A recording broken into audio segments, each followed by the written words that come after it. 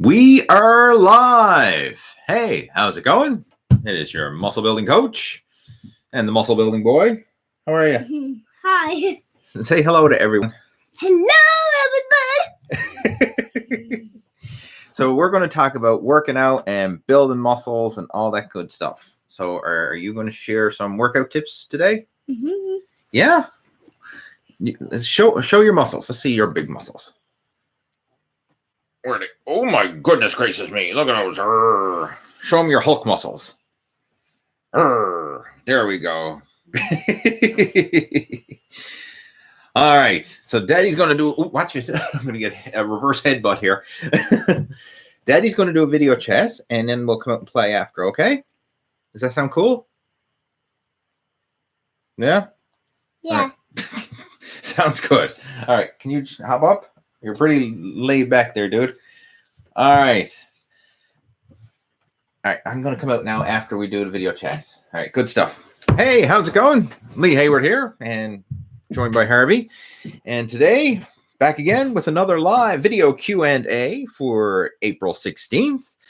And the way these video chats work is I'm going to be hanging out here now for the next hour-ish. Like I said, I've got myself a cup of tea. So this is what I refer to as tea with Lee. So once the tea is gone, then the chat is over. So that's my timer right here. By the time I drink my tea, the chat is over. So it usually takes me about an hour to talk and drink my tea.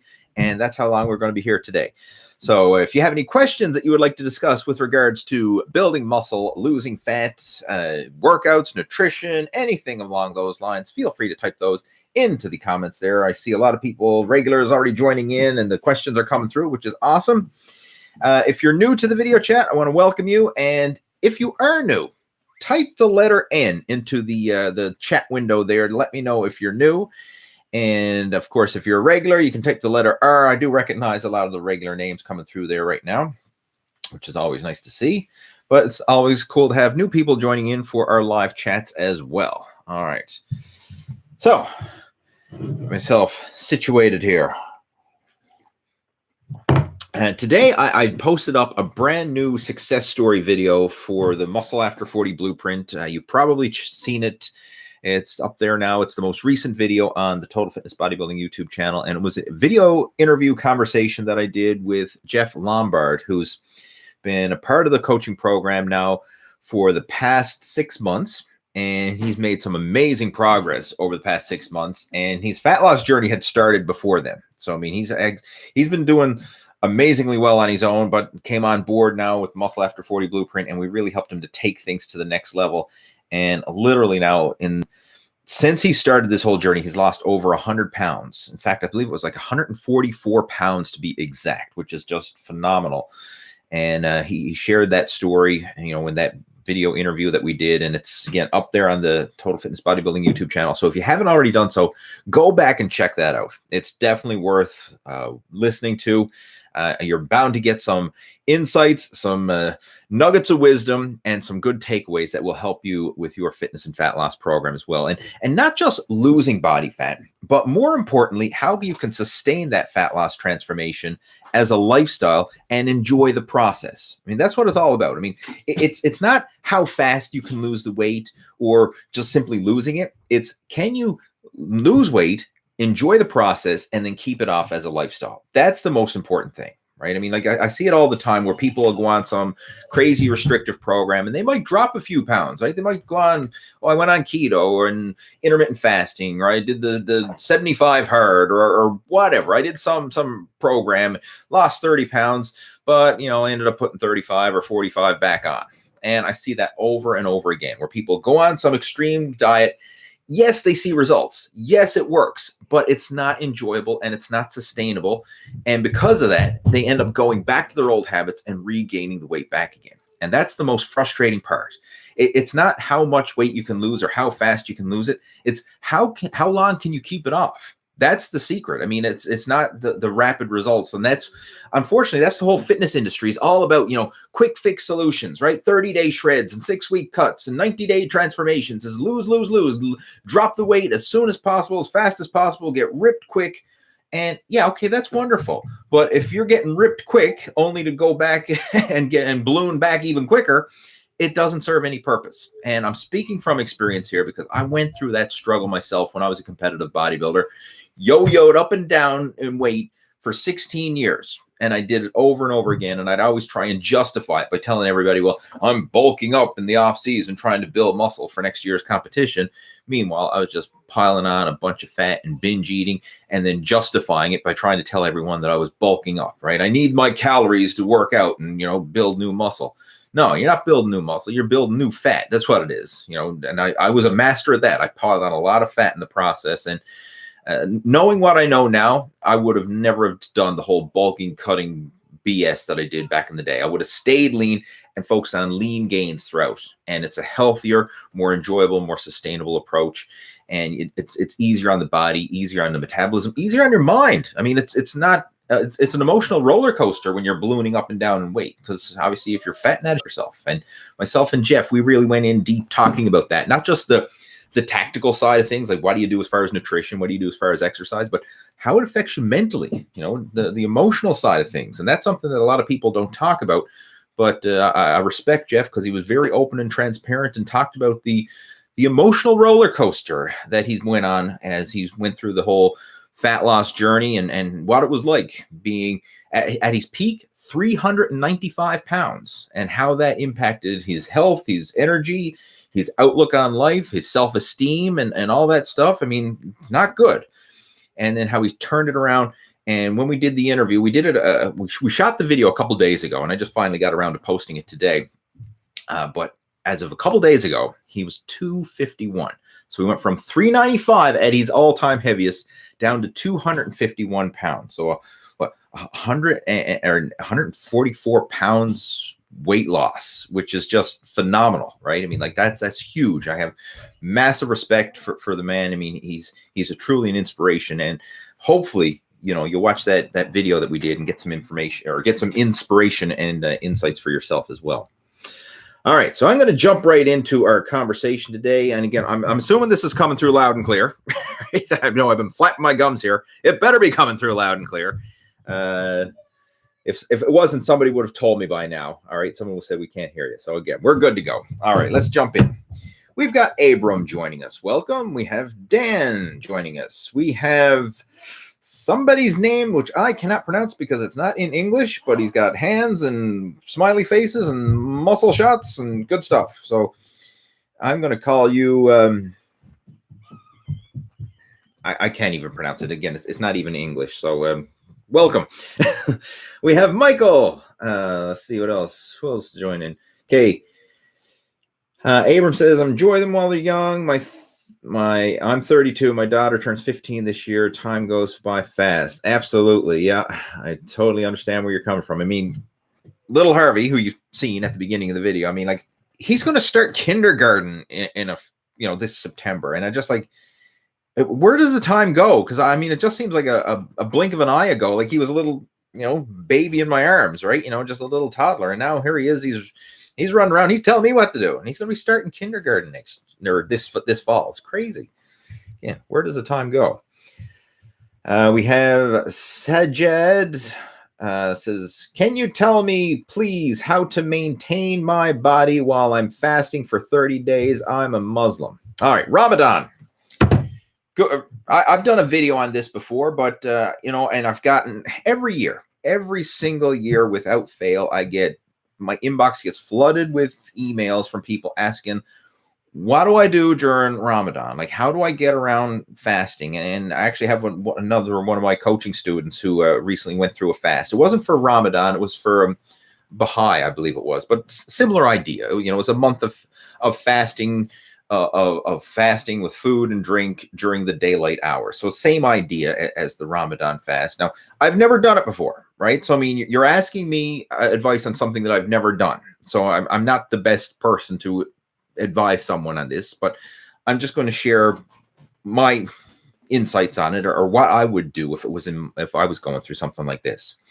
And just kind of like, hopefully it'll help. But again, I'm being totally honest. I've never done it, right? So I'm not the best person to ask about how to deal with Ramadan because, if you want to deal with it, you should ask someone who's actually done it before. And I've never done this.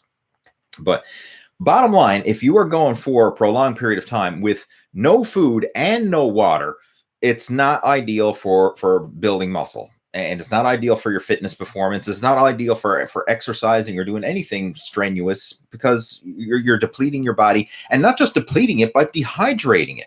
I mean, if it was just going the daylight hours with no food, it wouldn't be so bad. I mean, I'm not saying that it's bad, but it wouldn't be as challenging. How's that? It's a better word. It wouldn't be as challenging.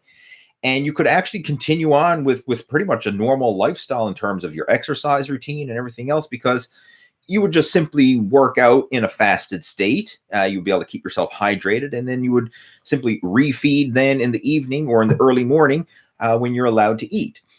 But where it is a dry fast during the daylight hours, that's what makes it extra challenging. And for those of you who are going through it, I would recommend just putting your bodybuilding fitness routine on like a maintenance plan. Like, do not expect to go in there pushing the limits, training hard, training to failure, and all this kind of stuff. Like, don't expect to continue on training like you would if you were eating normally. You just physically can't do it. You're running on empty, not only empty on calories, but empty on fluid. So, I mean, your body is totally depleted. And unfortunately, you're going to suffer some muscle loss during this time. I wish I could say, no, you're not. And there was some magic formula where you're going to eat this in the nighttime and drink that during the daytime and in the morning, and you're like cancel out all the catabolic effects. But no, you are going to lose some strength. You're going to lose some muscle fullness during this time. That's just a given. It's pretty much guaranteed. And if you've been through it before, and chances are you have, if you're a Muslim, I'm sure this isn't your first time going through it. You've probably done this your whole life. You've noticed the same thing. Every time you go through it, you probably lose a bit of strength. You lose a bit of muscle fullness. You lose weight. And it's just, you're going through that process. And unfortunately, there's nothing you can do to combat that. But the good thing is, you will regain the lost weight, the lost strength, and the lost muscle fullness very quickly once you resume eating and exercising and drinking and getting back to your regular routine afterwards. So just look at it for what it is. It's a detox phase. I mean, obviously, it's a spiritual detox. It's a physical detox. So use it as that, and use this as like a deload phase. Like, go through the month of Ramadan and enjoy it. And try not to stress over it. I think the best thing you can do is just let go and enjoy it for the best of your ability. Use it for what it is, right? This is a physical and mental and spiritual detox for yourself. Go through the process, enjoy it.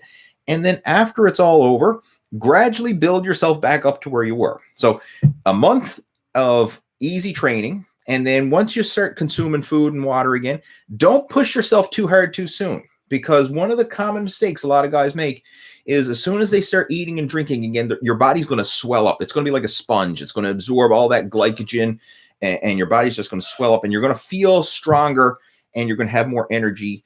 And a lot of times you're going to start to push yourself too much too soon. And this can lead to injury. And this actually happened to my coaching student who was just going through, he just finished a month of fasting earlier this spring. And this is exactly what happened. He took it easy during his month of fasting, but as soon as he started eating and drinking again, he was so eager to get back into the gym and regain all that lost strength and that he went through during his month of fasting, that he ended up pushing himself too much too soon, and he ended up having an injury. Now, luckily, it wasn't a major injury. It was just a nuisance injury, and it took a few weeks to recover. But you don't want to be laid up another few weeks with an injury after going a full month of fasting, right? Like, I mean, then that just compounds even worse. So once you start getting back into your normal routine after your month of fasting, ease into it slowly. Like, just go 50% and just gradually build it up workout by workout until you're back to your regular lifting weights and back to your regular body weight, back to your regular strength and energy. Don't force the process and try to do too much too soon. And this is a common theme that I keep coming back to over and over again. And it applies in so many areas, not just, if you're going through a fast, but it applies whether you're trying to build muscle, trying to lose fat. Work with your body and let it grow, let it adapt, let it change, not trying to force it to change. You can't force your body to do anything. You can only nurture it and let it change. Right? An analogy I love to use is think if we're growing a garden. I mean, like if we're growing a garden, I can prepare the soil, I can plant the seeds, I can water them and make sure they get adequate sunlight. Like I can do all the things that I can in my power to nurture and support the growth of a garden. But there's nothing I can do to physically force the plants up out of the ground. I can't go in there and reach my hand into the dirt and pull out a plant, right? And I can't speed up the harvest. You know, no farmer, nobody can do that. No gardener, no farmer, nobody. You have to go through the process. You have to let those plants grow. You can't shortchange it. It's impossible. You can't do it. And the same applies with your body. You can't shortchange the process. You can't shortcut it. Everyone's looking like, how do I speed it up? How do I cut corners? How do I do this? How do I do that? You can't. You have to sit back, relax, and let it happen, right? Do all that you can in your power. Focus on the habits, eating healthy, regular exercise, healthy lifestyle choices, all that stuff that's in your control. And then once you're doing your part, relax and just let it happen. And that's it. That's really all you can do. And once you learn to let go and trust the process, the results actually happen faster. And this was something myself and Jeff really discussed when we were having our conversation the other day when we did our interview. And because he went through the process of trying to force his body to lose weight, doing unnatural things like popping diet pills and going on crazy extreme cutting diets and all kinds of stuff. And it never works long term. It might work in the short term, but there's usually something to come back and bite you in the butt afterwards, right? It's not a long-term sustainable solution. But learning to work with your body, work with your metabolism, and just let the process happen, that is sustainable and it's enjoyable and it's a stress-free approach to it. It really is. So that's what I recommend. And again, hopefully that was helpful. All right, we have Lee joining in. Lee Dunnigan says the gyms have reopened in the UK this week and it feels good to be back. That's awesome. I hope, fingers crossed, that they stay open. I know like the vaccines have been spread throughout the UK, very well. I think the majority of the population's probably been vaccinated now. I've got several coaching students of mine over in the UK, so I'm chatting with guys from the UK on a regular basis. But fingers crossed that they stay open, right? Because I know we went through a little surge because we went through lockdown like everybody did when COVID first started, and then everything opened up again. And then we had a situation where we were doing really well, phenomenally well, had everything under control. And then, we had that new strain of the virus hit and there was a spike and a surge in cases. And then we went back into lockdown. But thankfully, everything's back under control again here in Newfoundland and we're back open again. And we have been for a while. And fingers crossed it's going to stay that way. All right, Eagle Eye John joining in, saying high volume training is not done to failure. Few reps shy. That's why high volume sets like Jay Cutler is not to failure. Okay, I'm assuming I'm not sure if that's a question or a statement or what, but fair enough. We got Jeff joining in. Hey, Jeff, the man of the hour, right? The star of the day, right? Jeff is joining in watching this show. Glad to have you here, Jeff. Frederico is joining in, regular as well. Okay, awesome. Good stuff. Abram's got another question. He says, I was 180, been about 2 months. I'm sitting good at 170. I'm losing weight and working out, but I'm getting saggy skin. How can I stop the loose skin? It isn't much, but I hate it. Thank you. Getting loose skin. I actually made a video talking about loose skin, and there's not a whole lot you can do about it, actually. There's really not. I mean, especially as you get older, your skin is naturally going to lose some of its elasticity. And as you lose weight, you're going to have some loose skin, especially if you were overweight at one point or another. It's normal. And I wish there was a magic solution. Say, hey, pop this pill, do this, take this, eat this food, do this exercise, and all of a sudden, skin just shrink wrap, tighten up, boom. No, it doesn't work that way unless you're going to get surgery, right? And get it surgically removed, the tummy tuck, if you will, or whatever. I mean, but that's a common thing. And I deal with it as well, right? I deal with it as well. And I actually made a video where I showed my loose skin, right? I mean, like if I reveal it, if you will, I've got loose skin, especially around the lower abdominal area. And that's just from being so heavy in the past, the whole bulking, cutting BS that I used to go through where I stretched my skin. And now I have that loose skin there, and it's never going to go away. I mean, it's not that big of a deal because I mean, I can kind of manage it and hide it well. I mean, like if I'm wearing shorts or something like that, and it's not that visible or that noticeable. But if I'm, in my birthday suit, and you can probably see a bit of loose skin around the lower ab area. And I mean, that there's not much I can do about it. In fact, there's nothing I can do about it. I mean, yeah, there's possible I could go get plastic surgery or something to kind of tighten and tuck it, but it's not that big a deal. And it's not worth me going through the process of getting it surgically removed it's just not that big a deal for me. Now, in your case, I don't know, maybe it is. Like I've known people in the past who have went and lost a lot of weight and then got the loose skin removed afterwards because it was a big deal. And if you're going to go that route, then there's a whole recovery process to it. I mean, and it will leave some scars. I mean, it's not a perfect solution, but you will get rid of that bulk of loose skin. But in place of the loose skin, now you're going to have some scars where they had to cut and staple and put the skin back together again. So bottom line, I would really look at the bigger picture here and say, like, is it that big of a deal? Is it something that is really a problem, or is it something that you can just accept, right? I mean, we all have parts of our body that we probably aren't that fond of, but we just kind of learn to accept it. Like very few of us are the picture perfect model of whatever.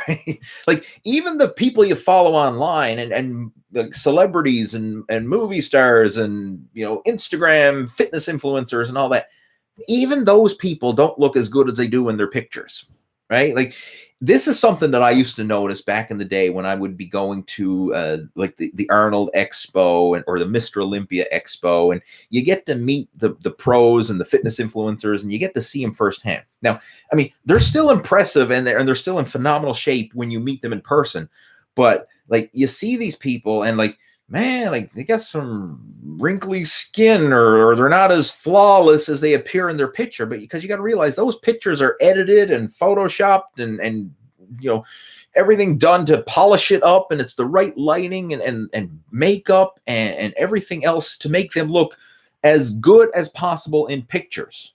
So even the people in the pictures don't look as good as they do in the pictures, like when you see them in person.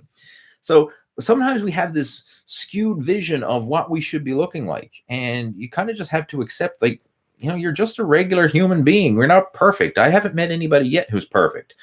And sometimes, a little bit of loose skin, big deal. Like in the greater scheme of things, big deal. I'd much rather have loose skin than excess body fat. And this is another one. I know I'm ranting off on this one. The comments that I made that are made to the video that I put out about talking about loose skin, I get it all the time. People saying, well, I'm 50 pounds overweight. I'm 100 pounds overweight, but I don't want to lose the weight because I'm afraid I'll have loose skin.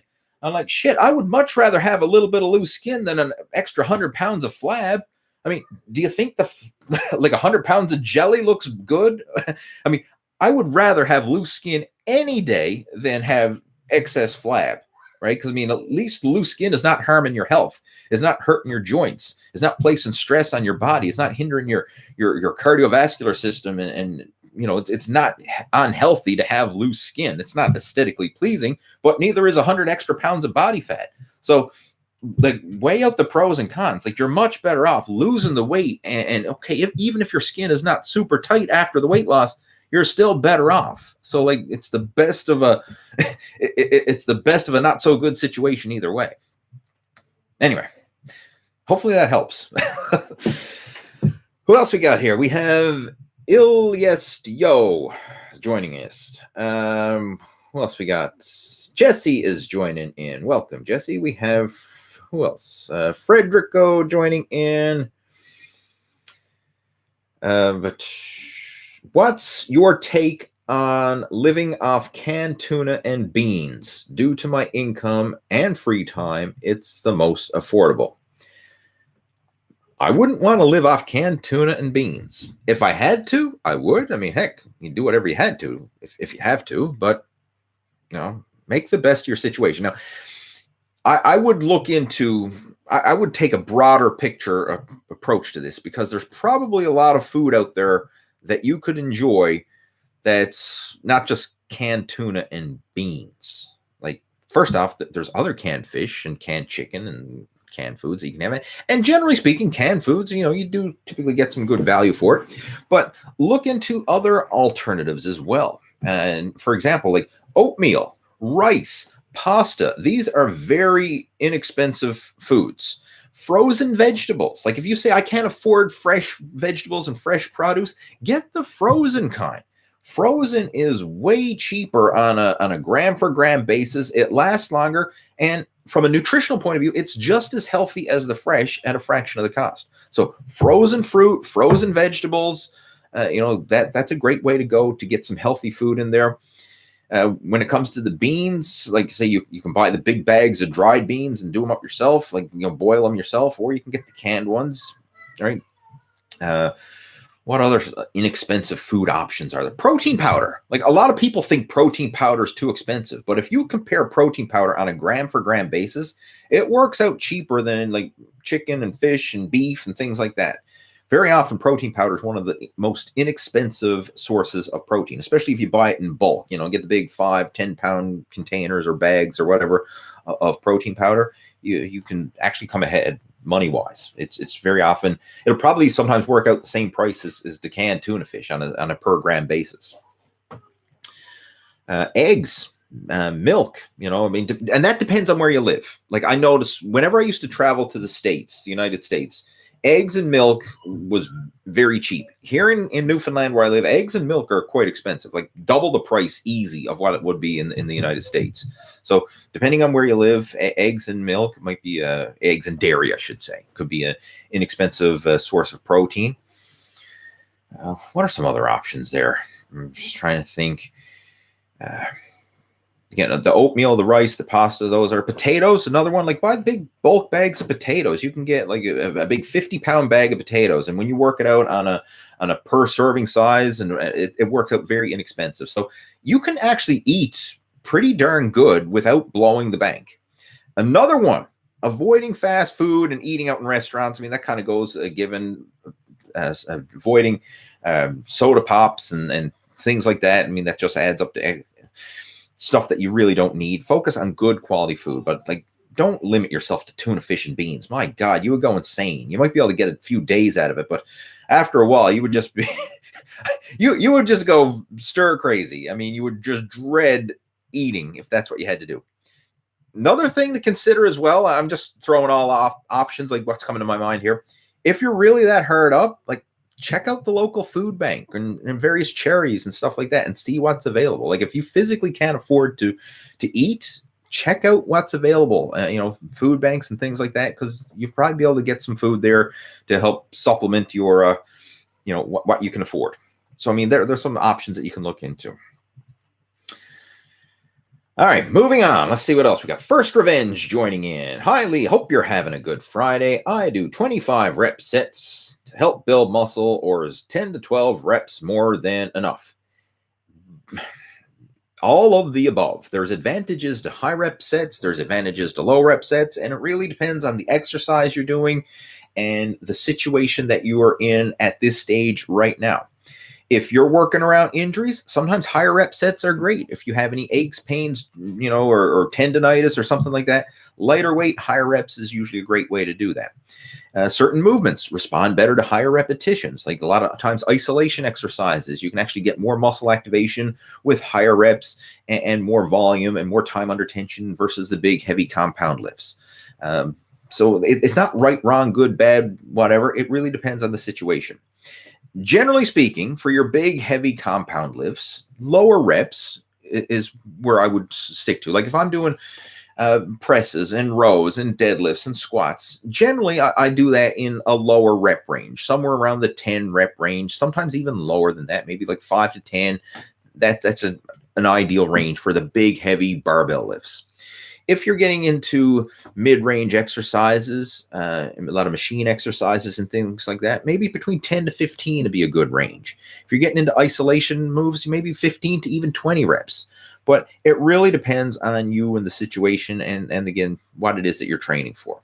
Because there's advantages to all. Like even powerlifters who are competing and doing 1 rep max lifts on the platform, they will supplement their training with high volume, high repetition exercises to build up a balance in their physique. right? Build up weak areas and stuff, and to supplement their lifts with special exercises. So a lot of times, yeah, they're doing heavy low reps for the big meat and potato compound exercises, but then they're probably supplementing that with high rep, lighter weight exercises to make sure that everything's in balance and proportion, because they don't want to have any imbalances that could lead to injuries.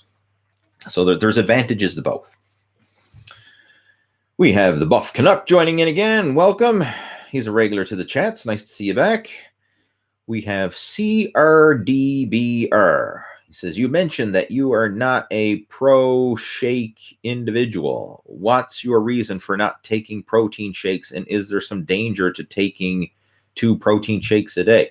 I didn't say I was a non-protein shake individual. I'm not sure where you read that.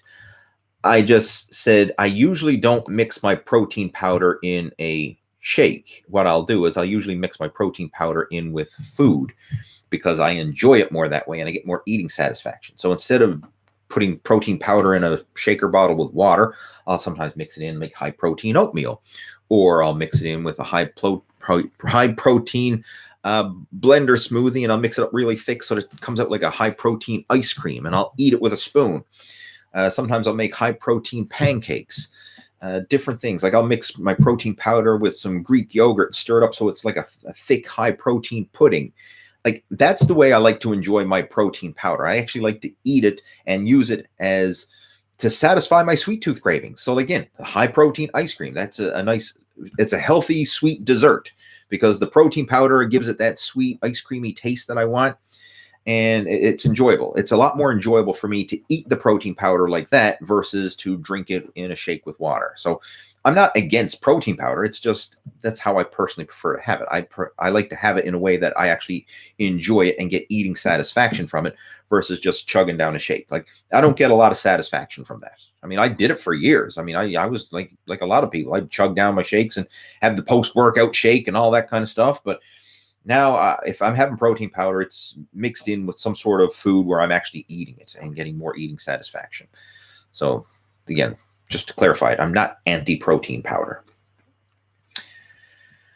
Dario's joining in. Welcome. Says, doing a pull workout while watching. Awesome. Good stuff. Multitasking in a good way, right?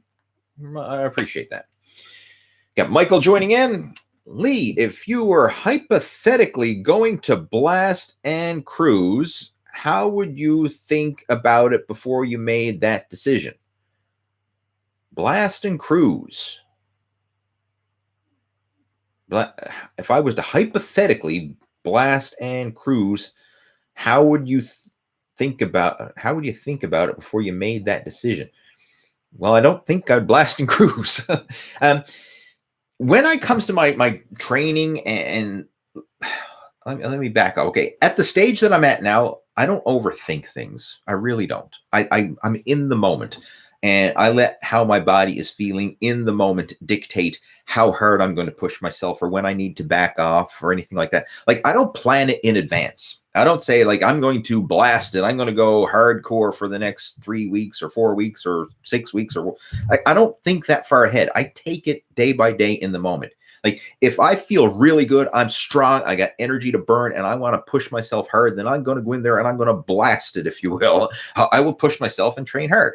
Vice versa, if I'm feeling exhausted, maybe I didn't get a good night's sleep the night before, or I've just got some lingering aches and pains and soreness. Like the past few weeks now, I got some elbow tendonitis and it's still flaring up there. And, I can work around it, but, it's preventing me from pushing myself 100%. So I'm going to hold back a little bit. All right. I'm not going to do certain movements, or I'm not going to push the limits because I don't want to flare up that nagging old elbow tendonitis. So I don't think it over in advance. I just go day by day. How I feel in the moment will determine how I train, how I eat, and everything else. Like if I feel extra hungry, I will eat more. If I'm not feeling as hungry, I will eat less. Like I don't stress over it, right? It's like the old Zen training approach, right? When you are hungry, eat. When you are tired, sleep. Like don't overthink it. Just listen to your body and work with it. The body is very intelligent. A lot of people don't give the body enough credit. But if you learn to tune into your body, respect it, and listen to it, and just tune into those subtle cues. I mean, your body will tell you when you need to ease off and when you need to rest. Your body will tell you when you are extra hungry and you need more. Your body will tell you this. Now, where it can get confusing is if you're doing things that are unnatural. And what I mean by that is you're unnaturally spiking your energy levels with caffeine and stimulants, especially if it's excessive amounts. That can really distort your perceptions of energy and fatigue. So that's one thing. Another thing, if you're eating unnatural foods, processed foods, foods that artificially spike your appetite, like junk foods and processed foods, they artificially spike your appetite, and they don't give you that natural sensation of hunger and fullness. Prime example, like you could start sitting down to a bag of Doritos, and you could just start munching away, and it's not going to fill you up. It's going to give you a shit ton of calories, but it's not going to fill you up. Like you could sit down and eat a whole bag of potato chips or Doritos or something like that and not really feel full afterwards. You might feel a bit gassy and bloated, but like you don't have that satiation feeling, even though you just slam back hundreds or thousands of calories, depending on how big the bag was. The same, like if you're eating sweets, like if you're eating cake and cookies and chocolate or whatever, like you can eat a ton of that stuff and it's not going to fill you up and satiate you, but it's going to provide a ton of empty calories. Whereas if you're eating natural foods, fruits and vegetables and protein and foods in their natural state, that is going to fill you up and satiate you. So you can eat until your body tells you you're full. Like you just can't endlessly eat natural unprocessed foods. Like no one's going to sit down and just devour an entire bag of apples. No one's going to sit down and just, I went on the biggest kind of binge and I couldn't control myself. I ate a whole pack of chicken breasts, like big pack of chicken breasts. Like nobody's going to go on like, oh man, I ate 10 chicken breasts last night and couldn't stop myself. No, like you eat one chicken breast, you eat 2 chicken breasts, and like by the time you're on to your third one, it's like, man, I'm sick of chicken. Like you just don't eat it endlessly. Same thing with vegetables. Like no one's just going to sit down and like binge on kale salad and say, man, I couldn't control myself, man. I ate like a full bag of kale salad, man, and I just could not stop. I was just, boom. Like, no, it doesn't happen that way. Very rarely it happens that way. But it happens that way with junk food, right? Because it artificially spikes your appetite and it doesn't give you that eating satiation. So once you have a system in place where you're eating healthy, you're exercising, you're in tune with your body, and you have the habits and lifestyle choices in place, then you can like literally listen to your body.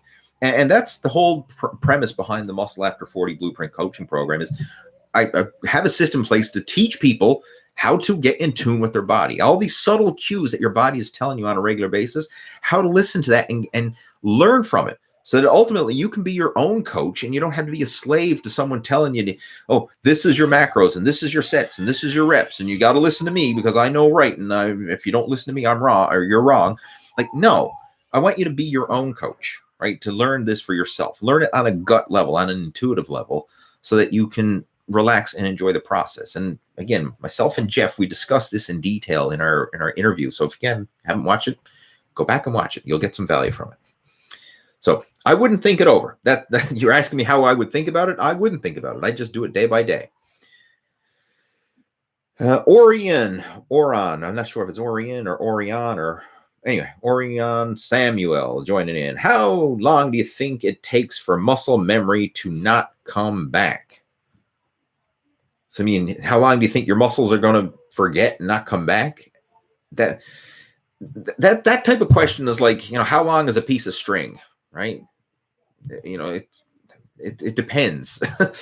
it really depends on who are we talking about? Are we talking about an elite level athlete? Are we talking about someone who's just getting started? Are we talking about someone who's 70 years old? Are we talking about someone who's 27 years old? Like there's a lot of context here, but muscle memory, I'll just talk about muscle memory in general, and hopefully that helps. It is a real thing. So like if you've built up yourself to a certain level of muscular development, a certain level of strength, and then you stopped working out for whatever reason, whether you just got lazy and you quit, whether COVID struck and you're in lockdown again and the gym is closed and you just haven't been working out, whatever the reason is. If you worked out, you built yourself up to a certain level and then you stopped and you lost some size and strength, you will regain it much quicker the second time around than it took you to gain it initially. It's always easier to regain muscle than it is to gain it initially. And as far as like how long or how fast it takes, there's no set guideline here, but a lot faster. So to kind of put it in perspective, if you took a month off and you lost all your gains because you took a month off, well, within a month of consistent training again, you'll probably be back to where you were. So as long off as you were, it'll take you about as long as you were off to get back to your previous level again, right? So I mean, that's pretty good to know that you can regain it faster the second time around. So again, if you're coming back to the gym after lockdown, which is, I know a lot of people are, especially if you're over in the UK, anticipate that. Like, start off small, start off slow, just go through the motions, ease your way into it, but realize that within, depending on how long you're out of the gym for, but within a couple months, I mean, you'll probably be back to your previous level or close to it. And then you can continue on and make progress beyond that. But it is a real thing, this whole idea of muscle memory. And this brings up another good topic here. This is why a lot of the before and after transformations that you see are not legit before and after transformations. Like if you see someone who, like, oh, I went on a 30-day shred or a 6-week cut and I got shredded and huge and jacked and ripped and blah, blah, blah, blah. Chances are that person was probably in really good shape to begin with, or was at one time or another, and then kind of just let themselves go and then got back in shape. So this dramatic 30-day transformation or 6-week transformation or whatever, they're just basically regaining lost size and strength, or they're just tightening up, a bit of flab that they gained, something like that. And this is where it can be confusing, because a lot of times beginners will see these rapid transformations and think, well, heck, I've been working out for 30 days or 6 weeks or 90 days or whatever. How come I haven't got the transformation like Joe Blow does on the, in the supplement ad or whatever? And the reason is because it's not a true before and after transformation. They're probably regaining lost muscle, whereas you didn't have the muscle to begin with. Right? It's like in a financial situation, let's just say you had a business, you built up to $1 million a year business, and then you had some setbacks in business, and business started to lose money. But then you have that foundation, like, how to run a successful business, and then you make some changes, and then all of a sudden you build back up to a successful business again. Well, that's totally different. Someone who has success in the past and then rebuilds a successful business versus someone who has zero business experience to begin with. It's much easier for someone who's been there and done that to regain it and get back to their current level, right? Like that, you see this in the business world. Like, a lot of times, entrepreneurs and investors and business owners, like, they may take some calculated risks and they don't always work out. So they might take a risk and it flops and they lose a shit ton of money. But then they pick up the pieces and they start again. And then the next time around, they might make a ton of money. Well, they can do that because they have that experience, that base that they can pull from, and the not just the knowledge, but also the networking and the connections and the associations and the colleagues in the whatever business industry they're in. It's so much easier for someone to rebuild after have done it versus someone who's starting off from scratch. And that's where a lot of times you see these before and after transformations and stuff like that. It can be very confusing because it's not a true before and after transformation. And I'm guilty of this as well. Like, if you go and look at my muscle after 40 transformation, where I let myself go, in my late 30s after Harvey was born, and I got the dad bod, and I let myself go, and I was pretty pissed off and fat and out of shape. Like, go to muscleafter40blueprint.com. You'll see what I mean. There's the pictures all there on the website. Like, I let myself go. And then I got myself back in shape. Like, it took me a year to get myself back in shape again. But even that is not a true before and after transformation, because I had 20 odd years of training as a base underneath that, plus all the knowledge and experience that goes along with it. So my transformation, my muscle after 40 transformation, is not a true before and after. It's a get back in shape transformation. Whereas someone who's just starting off, that's a true before and after. Like, my before was when I started working out at 12 years old with my dad down in my basement home gym. That's my before. That's before I started anything, was back then. Back in 1990, at the tender age of 12, with my old man down in the basement with a York barbell and dumbbell set and a York 2001 home gym machine. And we were following those cheesy little York wall charts, put them up on the wall, and we're doing our little total body workout every other day, me and my dad. I mean, that's how it all got started, right? I mean, looking back at it now, I mean, it was so cool, right? I mean, like, I wish there was video cameras back then. Like, this was before the days of the internet, before the days of cell phones, before the days when everybody had a camera on their pocket.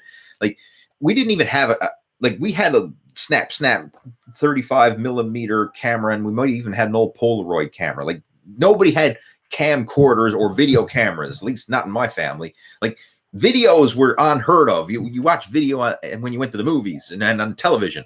We never had videos ourselves. So I'm just thinking how cool it would have been if I had footage of that back in the day when I started. I mean, it would have been make for some awesome YouTube videos and stuff like that. But obviously, you don't have that stuff.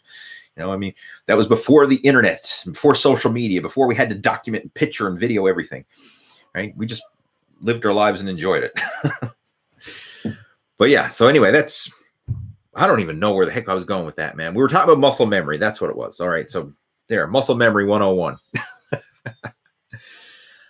All right, Buff Canuck, thank you for your support again. I always appreciate the support and you're tuning into the chats. So, I mean, he's got a comment there saying, I enjoyed your interview with Paul Miller. It was very inspirational and substantive. Do you have any favorite Star Wars characters?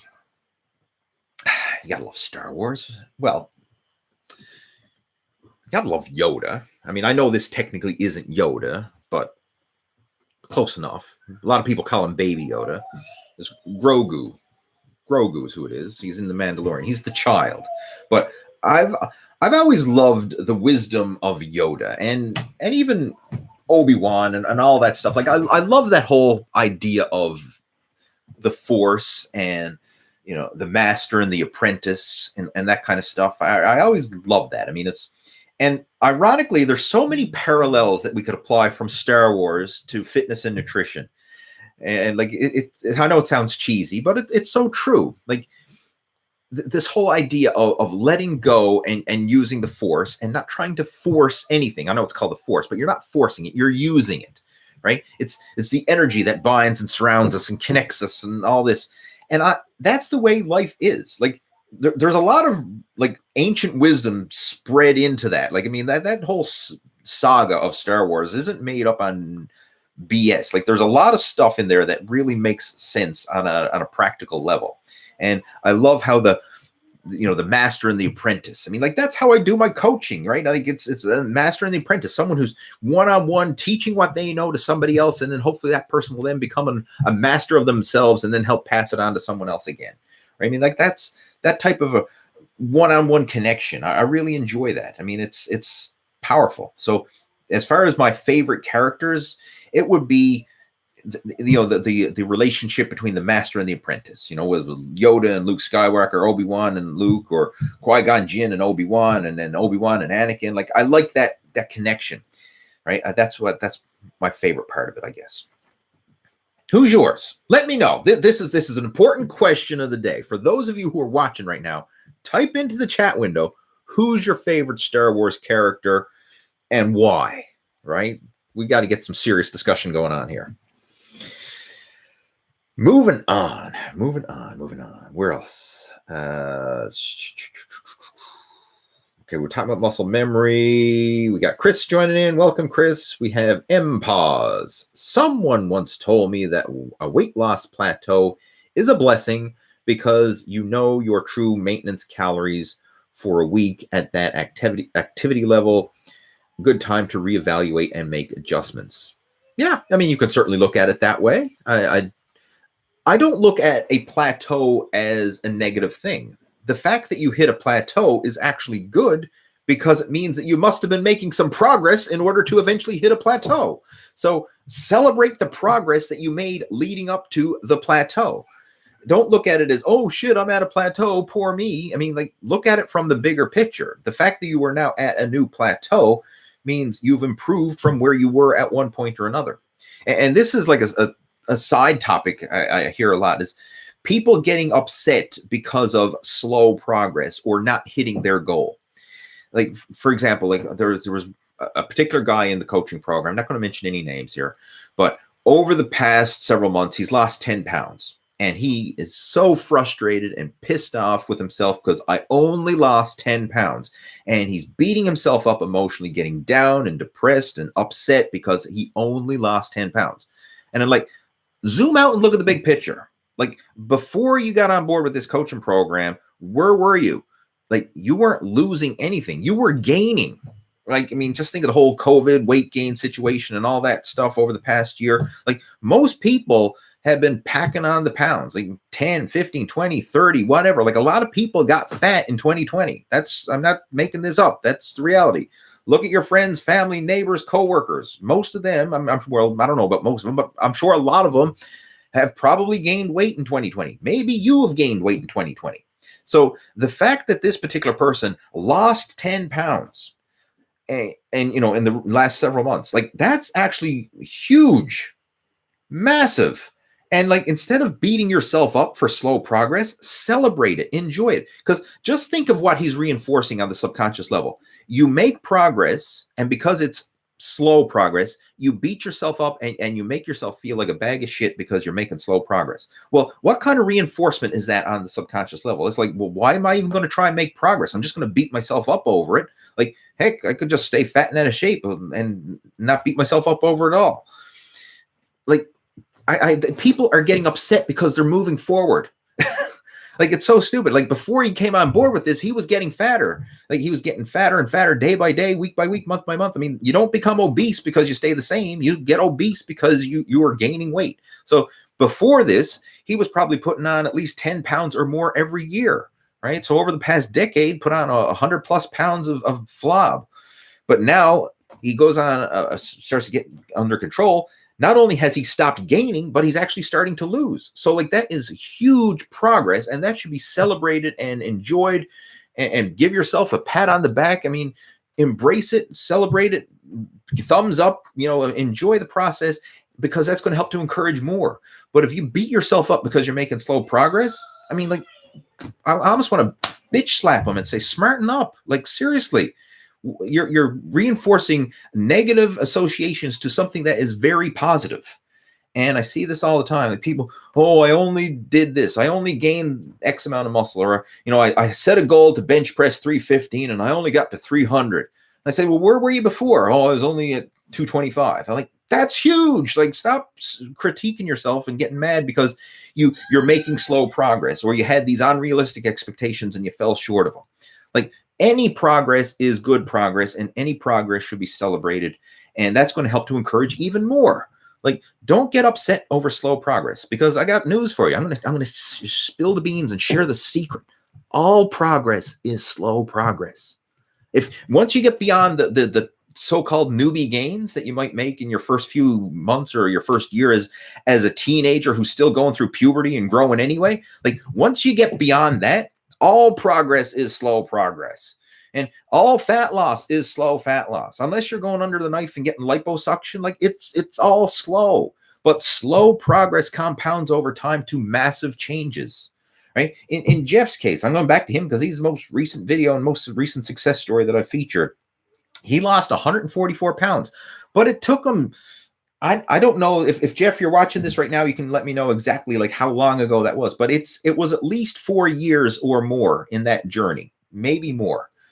Over the last 6 months, he lost 50 pounds. Over the last 2 years, he lost 100 pounds. And probably over the last 4 years, it was a total of 144 pounds. Now, some people will look at that as, oh my God, it took 4 years to lose that much weight. Like, 4 years is nothing. 4 years is like a fart in the wind. I mean, the time's going to fly by regardless if you do anything or not, right? You can, in 4 years from now, you can be in phenomenal shape and looking forward to life and seeing progress, or you could be further behind, right? Like, it's your choice. It's your choice. And don't get upset with yourself because you're making slow progress. And that's one thing that is one pet peeve of mine that just irks me. And I see it all the time. People who are succeeding so slowly, they feel like a failure. And like, I almost want to try and give them a wake-up call sometimes.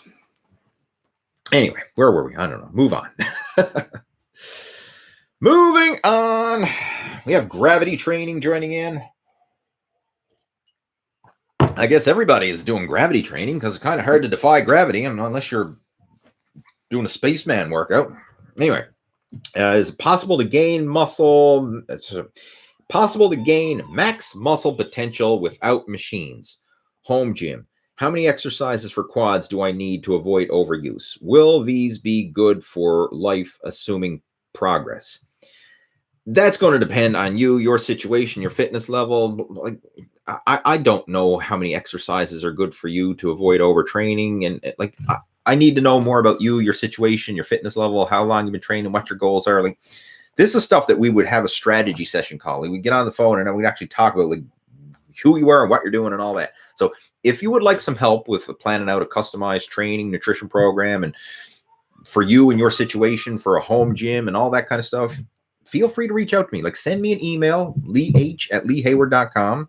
I have my email in the description of this video. So when it's all said and done, you can open up the description and reach out to me. You know, we can book in. You can either just chat back and forth through email, or you can book in for a free strategy session call.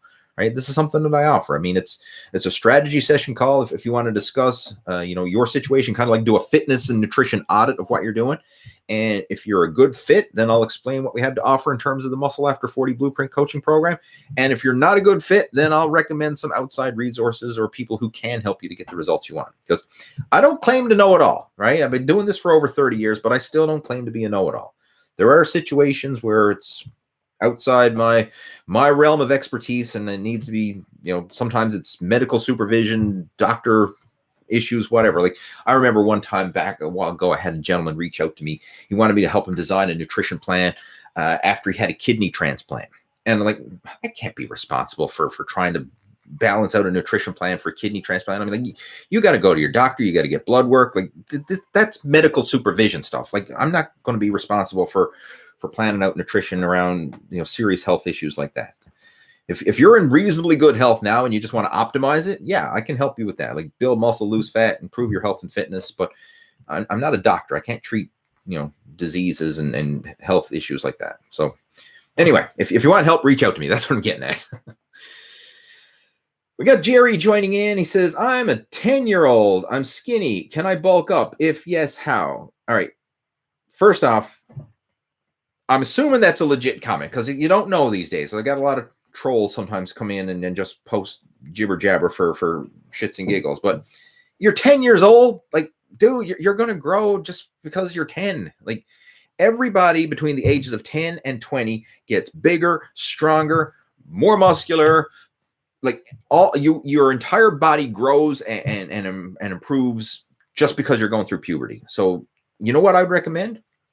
I would recommend getting in contact with someone who's working out now, like someone who knows their stuff, a personal trainer, or maybe ideally someone who's more mature. So like if you have like maybe your parents, like if you're like, in my case, it was my father. My father helped me work out and teach me when I was 12 years old. So I started when I was 12, and he taught me and helped me, you know, get started. But if you have someone who can help you get started, that would be great. Like if you have a older brother or a cousin or uncle or someone who's around the iron game who can kind of take you under their wing and be your mentor, you know, the master and apprentice, if you will, just like we were talking with the Jedi scenario a while back, and just show you the right way from the start. Like, show you how to work out, show you the proper form for the different exercises, show you how to lift within your means so that you're not hurting yourself and doing anything stupid along the way. And if you got to, like, heck, even look into gyms. Now, I know 10 years old is probably a bit young for most commercial gyms. I think the way it is with the gym that I train at, or it used to be with the YMCA that I used to be a trainer at back in the day, they would allow 12 years old with parent supervision. And I think it was 15 years old to be in there on your own. That was the age limit for people joining the gym. So you're a bit on the young side for most people joining a gym. So you might have to do this like from a home gym or something like that. But man, like, the world is your oyster. It really is. Like, with all the information that's available now and all the tools and the strategies and everything, like if you just maximize what's available to you, like, you can make amazing progress. Absolutely. All right, moving on, guys. We got who else? We have Marky 47. Is it okay to do a full body 3 exercises a day for 6 days? I'm having a hard time doing 3 days a week.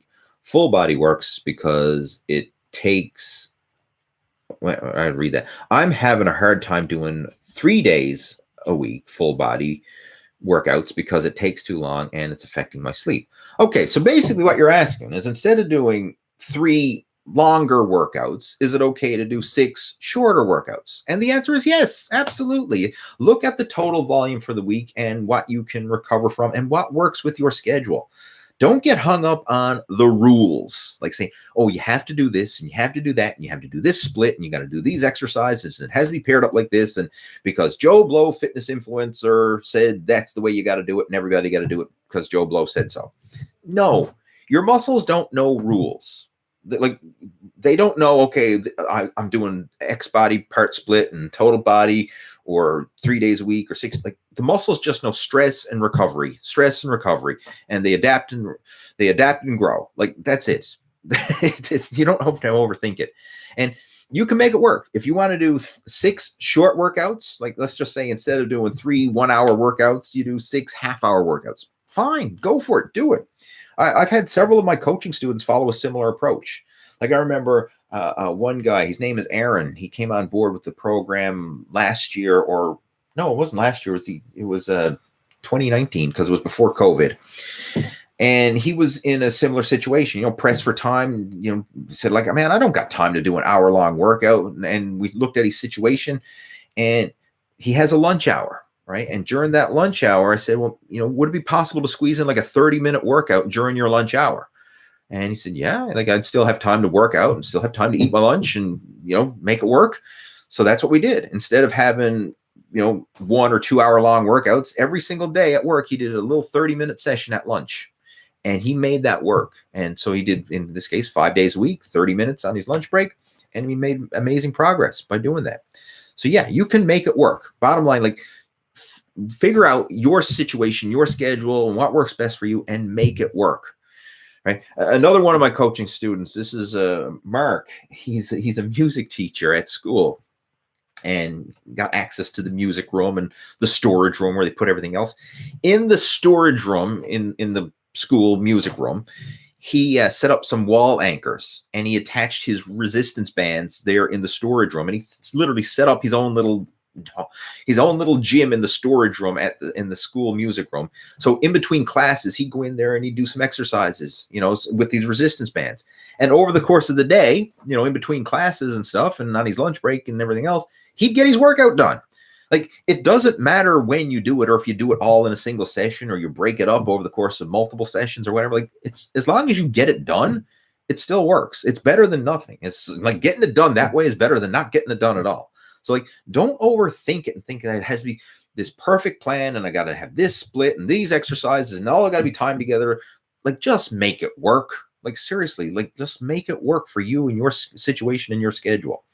Give yourself permission to do these little short workouts. And that's something that I did, right? As I've gotten older, I mean, I'm very more flexible with my approach, and I've let go of all the stupid rules that people place on their training, thinking that I have to do this and I have to do that. And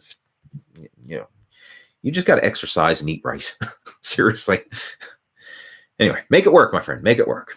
And again, if you got any questions, you need some help, strategizing it out, feel free to email me, right? We can chat about it and we can discuss a realistic action plan that works for you, your schedule, your situation, your exercise equipment, whatever, right? That's the whole, we'll do a fitness and nutrition audit and come up with a plan for you. What else we got here?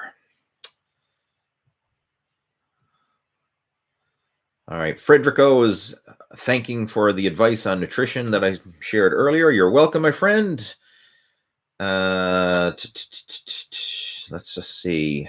Lump dump.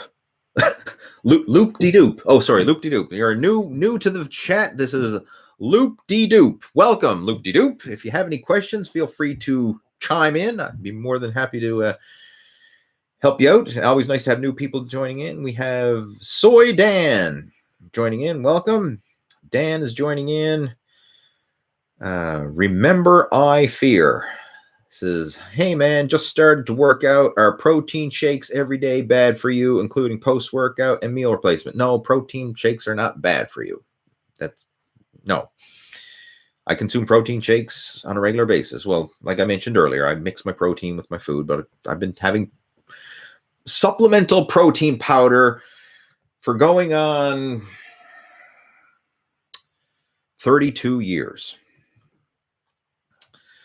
All right, we have Michael joining in. It says, answer me. Well, ask your question. I didn't see your question there, Michael. I'm going through these one by one, right? So, I mean, if you got a question, my friend, post it. Do you read any Star Wars novels before bed? No, I mentioned this during last week's chat. I've got the little golden book Star Wars edition that I read to Harvey sometimes. We've got a lot of little books, but if he's on the Star Wars kick, then we'll read the Star Wars. But I've never actually sat down and read the novel. I've always been the movie buff, right? I've never read this. Well, actually, no, that's not true. When I was a kid, I did have Star Wars books, but they weren't novels by any stretch. They were kind of like condensed versions. But when I was a kid, I had multiple Star Wars books. But no, I've never sat down and read the novels. No. What tricep exercises do you recommend to build mass? There's 3 things that you want to focus on when you're looking at pretty much any muscle group, but I'll relate this specifically to a tricep. You want a mid-range, you want a fully stretched, and you want a peak contraction. Mid-range, fully stretched peak contraction. I refer to this as positions of flexion. So if you're looking for your complete training routine to hit all aspects of a muscle, you want to focus on that. So a mid-range would be some sort of compound exercise, maybe like a close grip bench press, could be a dip, something like that where you're able to handle a fair bit of weight in a compound movement. Even close grip push-ups would be another example of a tricep mid-range exercise. As far as a fully stretched one, something along the lines of a skull crusher, overhead tricep extension, like with dumbbells, or overhead with a rope, something like that, where you stretch out the long head of the tricep. Something overhead where you extend all the way down and you fully stretch out that long head of the tricep. That would be a stretch exercise. And then the peak contraction would be some sort of kickback or rope extension, or something where you really have to fight to hold that peak contraction. And how you know if an exercise is fully stretched, mid-range, or peak contraction is where do you feel the majority of the tension? So, for example, in a mid-range, you're not really going to get a deep stretch, and you're going to be able to lock it out at the top. So you don't get the peak contraction because you lock it out. So you're actually resting. And then in the bottom, there's not that full stretch. Like all the tension, or the majority of the tension, is in the middle. That's mid-range. Fully stretched is where you feel it in the stretch position, i.e. like you're doing a dumbbell extension and you've got the fully stretched in the bottom. Like this tricep is stretched out. You'll feel it there. But you can still lock it out at the top. And peak contraction is something you have to fight to hold the peak contraction. So in the case of a dumbbell kickback, when you're doing that kickback and you're extended out, like you have to fight to keep that extended because gravity's pulling it down, right? You can't lock it out and rest like you lock out a bench press and rest or something like that. So that's what I would recommend: mid-range, fully stretched, and peak contraction. So just throw out some samples: close grip bench press, overhead dumbbell extensions, and then probably some tricep kickbacks or maybe some rope pushdowns. I like using the rope because just the angle of the rope really helps to give you more of a peak contraction versus like a straight bar attachment or an easy bar attachment. Right? As silly as it is, just changing your hand positions can actually change the way the exercise works. Like having that rope attachment gives you more peak contraction, but it lowers the weight. You can't handle as much weight. So again, it's pros and cons, but that's what I would use. Positions of flexion. If you actually want to see a sample tricep workout using this, I've got playlists up on the Total Fitness Bodybuilding YouTube channel. Go in there. There's a full arm workout playlist, and positions of flexion is one of them. All right, moving on. Let's see what else we have. Whatever happened to the Anabolic Chef Dave? He actually referred to himself as the muscle cook. He was cool, and your photo shoot with him after your carb and pizza post show was insane. Yeah, I still keep in touch with Dave. Dave is still living in New Brunswick.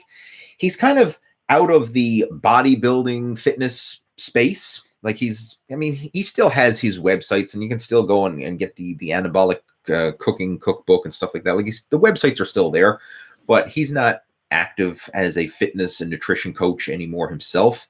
He's not competing in bodybuilding anymore. He's more into the business space. And what I mean by that, he's got a book. Actually, I might even have a copy of it. Let me just see if I do. Not right here. I think I got it up in the next room. It's called Done by Noon, and it's like a business management productivity. Do I have a copy? Let's see if I got a copy here just to show you. No, I don't. No. Okay. I got a bunch of books here, but Dave's is out in the next room. All right. But that's what he's doing now. And I actually did a podcast with Dave just recently, and I shared a link to it on my Facebook page, Total Fitness Bodybuilding Facebook page. So, in fact, if you want to check that out, see what he's up to, and as a seeing you're asking, I mean, it'd be worth the listen. But it was a conversation that we had where we basically caught up and just went through a whole history backtrack, like how I got started online, how I actually met Dave, how we went through our whole competitive journey, working through the local bodybuilding scene and stuff like that, competing together. All right, how I kicked his ass on stage and won the heavyweights classic bodybuilding competition back in 2007. And just it was really a cool conversation, like reminiscing about old times. Where is it? I'm on my Facebook page now, trying to get the link for you, and I'm going to post it there in the chat because it's definitely worth listening to. It's one that you want to bookmark and go back and listen to. Man, where is that? Okay, it was a while back. I'm scrolling through all my posts here. I post a lot on Facebook. If you're not friends with me on Facebook, go check out the Total Fitness Bodybuilding Facebook page. I'm more active on Facebook than I am on YouTube. Like I like Facebook because it's very quick and interactive, and it's more of a two-way conversation. I find like YouTube is more of a one-way conversation. Like I'm the talking head, but with Facebook, like we can have messages back and forth, and it's more of an interactive two-way dialogue. That's what I like about it.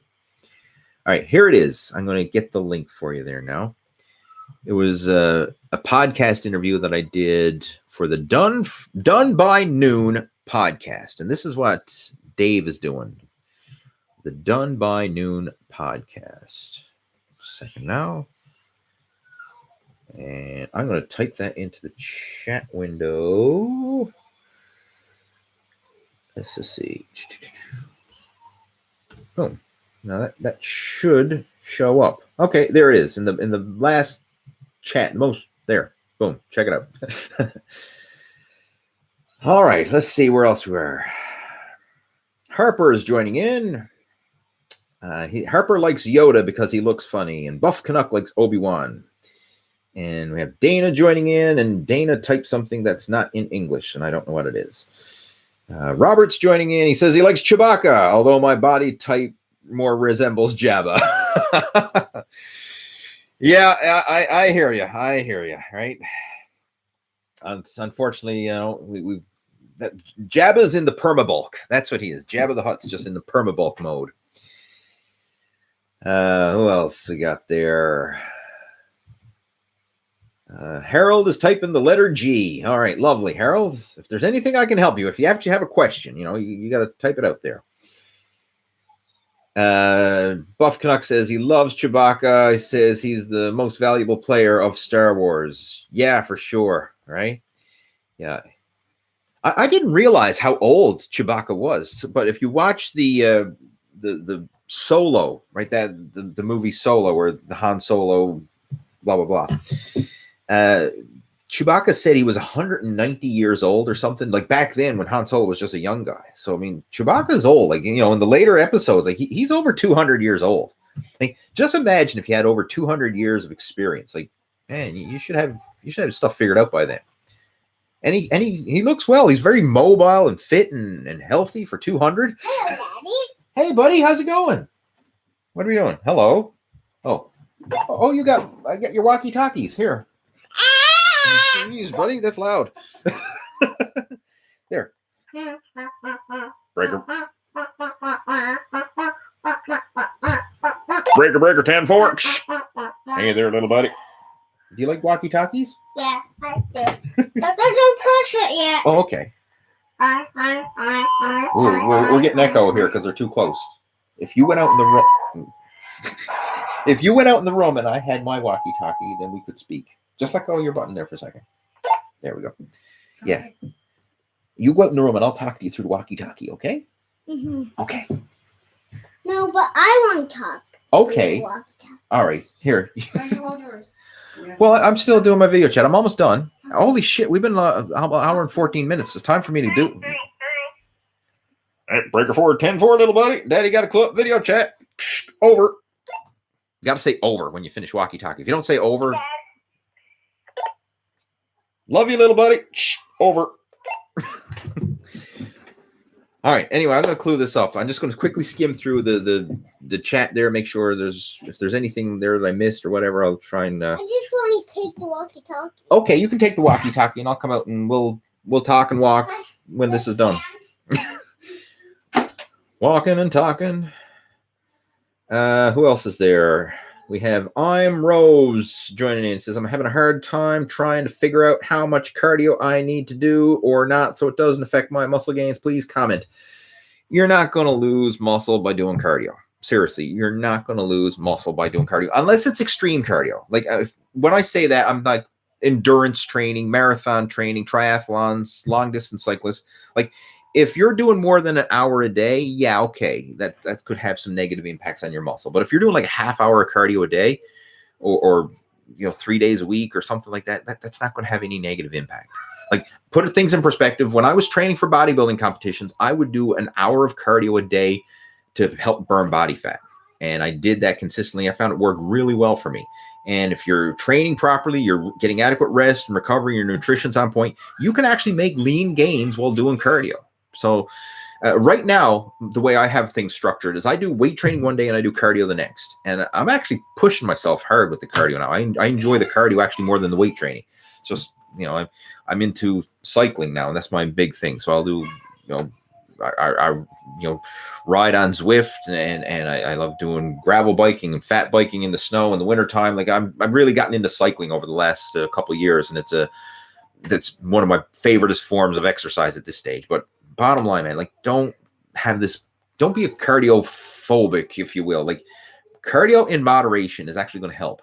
The only time when it's not going to help is when that takes priority over weight training. If you're spending more hours doing cardio than you are lifting weights, then obviously it's going to have an impact. But as long as weight training is the priority and then it's supplemented with cardio, you're going to be fine. You're going to be able to still build muscle and burn body fat and improve your cardiovascular fitness in the process. All right, Marky says Darth Vader is his favorite Star Wars character. You can't go wrong with Darth Vader, right? Do you want to know how big of a Star Wars geek I am?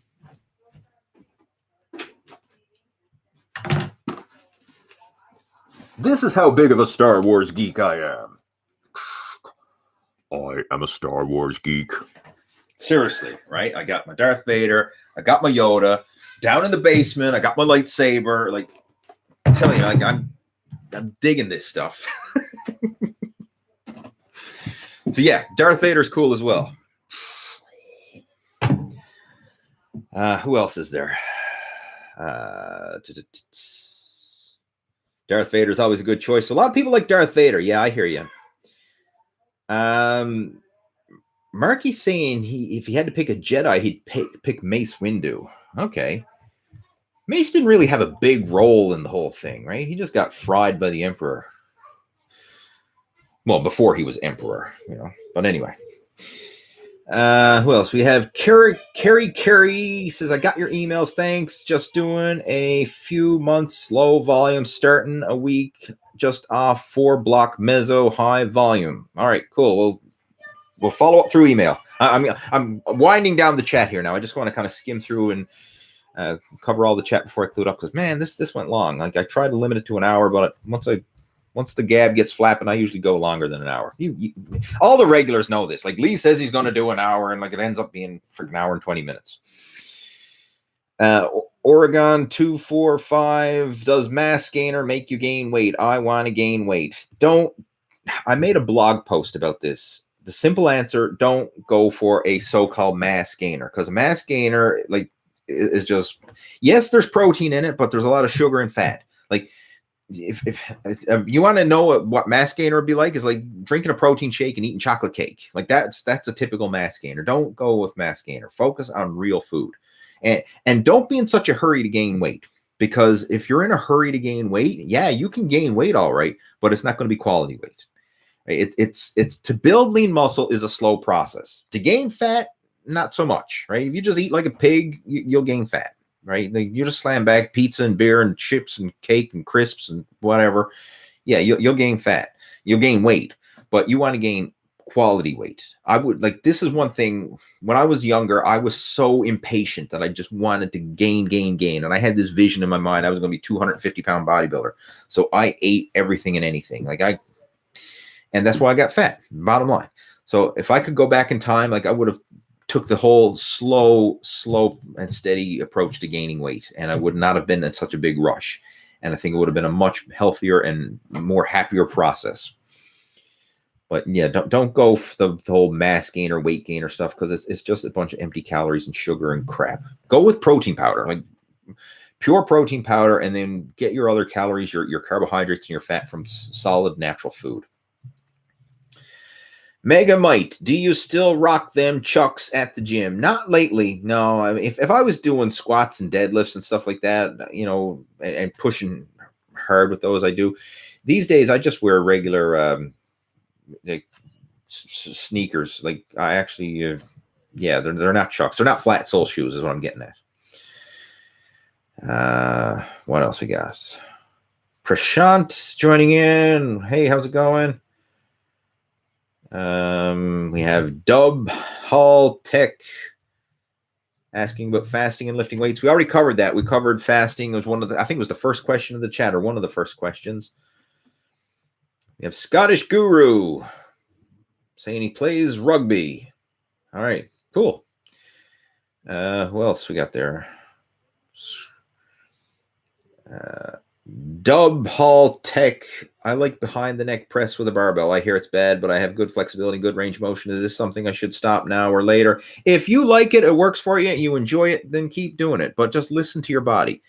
If for some reason you find that it causes aches or pains or anything like that, then yeah, I mean, but if you enjoy the move and it works for you, then nothing wrong with it. Do it. Now, personally, I'm not a fan of behind the neck press. And from a practical point of view, there's really no great advantage of pressing behind the neck versus pressing to the front, right? Like now, sometimes I will incorporate behind the neck pressing with a Bradford press. If you're not familiar with that, just do a Google search. But a Bradford press is where you literally alternate pressing to the front and the back, and it's just a shoulder mobility exercise more than anything versus a mass and power exercise. But if you're going to push heavy, just having that pressing into the front versus behind the neck, it is a little safer on the shoulder joint. But with that being said, if you are going to press behind the neck, you enjoy it, you find you get a good pump and everything else, use it more as a higher rep. Like don't go super heavy with it, because I would rather you higher volume, more time under tension, better quality form, and that will just reduce the risk of injury. Like don't go doing a 1 rep max behind the neck shoulder press, because it's not worth it. Like focus on quality and time under tension. And if you are going to push it with a heavier variation, then obviously you could do it to the front. Even then, I still wouldn't recommend like going super heavy, like 1 rep max, because 1 rep max is testing your strength. It's not building it. That even applies for a power lifter. Like power lifters, they're not building strength with 1 rep max. That's testing your strength. There's a difference between testing and building. We have Gamer Boy says, I want to ask you that can a woman do the same type of exercise as a man? Yes. I'm actually in the process of putting up some YouTube videos with my wife and I training together. Both men and women have the same major muscle groups. Both men and women can do the same exercises. Like, they got 2 arms, 2 legs, back, core, everything, chest. Well, they got boobs. We got a woman has boobs and a lot of men have moobs.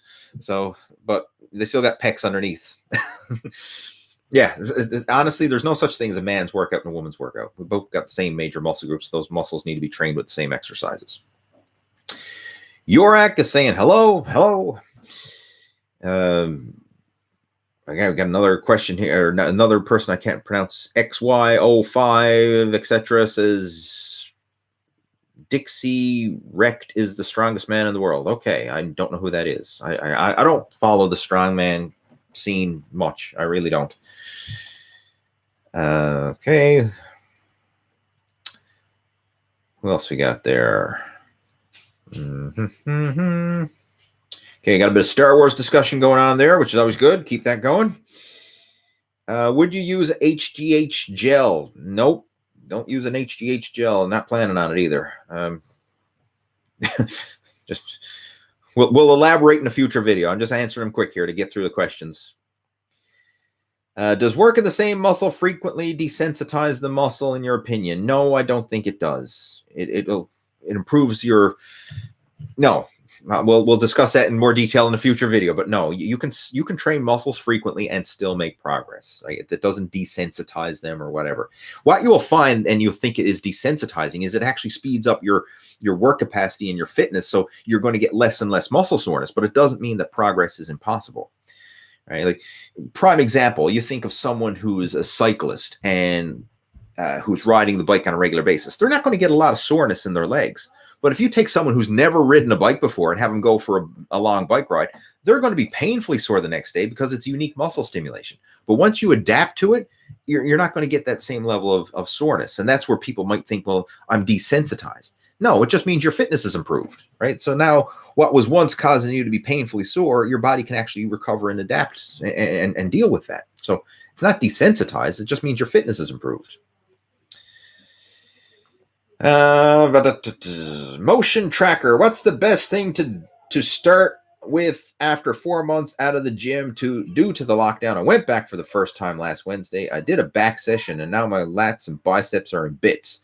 Start off with a simple total body workout. And I'm actually in the process of putting together a get back in shape after COVID workout routine. Seriously, just ease into it with a simple total body workout. Don't overcomplicate it. Don't try and push yourself with what you did 4 months ago, because obviously you're just going to tear yourself up. Like it's aches and pains for nothing. It really is. So go back, like the main video on the YouTube channel right now, the Total Fitness Bodybuilding YouTube channel, watch that. The husband and wife get back in shape after lockdown workout. Follow that. Even if you're doing it by yourself, right? I put it as husband and wife because that's literally what we're doing, but you can follow it as just the man or just the woman or with your buddy. It doesn't matter, right? As I mentioned earlier, there's no difference between men exercises and a woman's exercises. We both have the same major muscle groups. Buff Kanaka saying that he loves the Darth Vader helmet and that the dark side is strong with you and a powerful Sith you will become. No, I'm going to... This is something myself and Harvey always say. Like when we're playing, right? I always tell him I'm Darth Daddy, and then he asks me, and I always ask, I tell him to join me, and together we will rule the galaxy as father and son. And he says, but are we going to rule the galaxy as good guys? And I say, yeah, we'll be good guys. And he says, okay, I'll join you. But Harvey always wants to make sure I'm a good guy. He won't join me if I'm a bad guy, but if I'm a good guy, then he's going to join me. So I'm a good Darth Vader. Jerry's asking, how can he achieve six-pack? He says, I'm 10 years old. You got to work out. Like just focus on building a base for now, right? In fact, if you have any questions about the stuff that I covered during this chat, email me. Like send me an email and we can discuss this offline. Because I know that there's so much to cover and so little time to do it. All right, Motion Tracker is saying, cheers, much appreciated. And with that, I'm going to clue it up. And that was actually the last comment of our video chat. So I haven't went through all the comments. I thoroughly enjoyed the chat as always. Hopefully you got some value from it. And if you haven't already done so, again, I would recommend you check out the video that I did with Jeff Lombard. I have it posted up on that's the most recent video on my YouTube channel right now. So go check that one out. And then in the meantime, have yourself a great evening, a great weekend, and I will talk to you next Friday, same time, same place. Well, I can't guarantee it's going to be the same time, but it's going to be the same place. And we'll have a conversation then. So again, enjoy, take care, and over and out.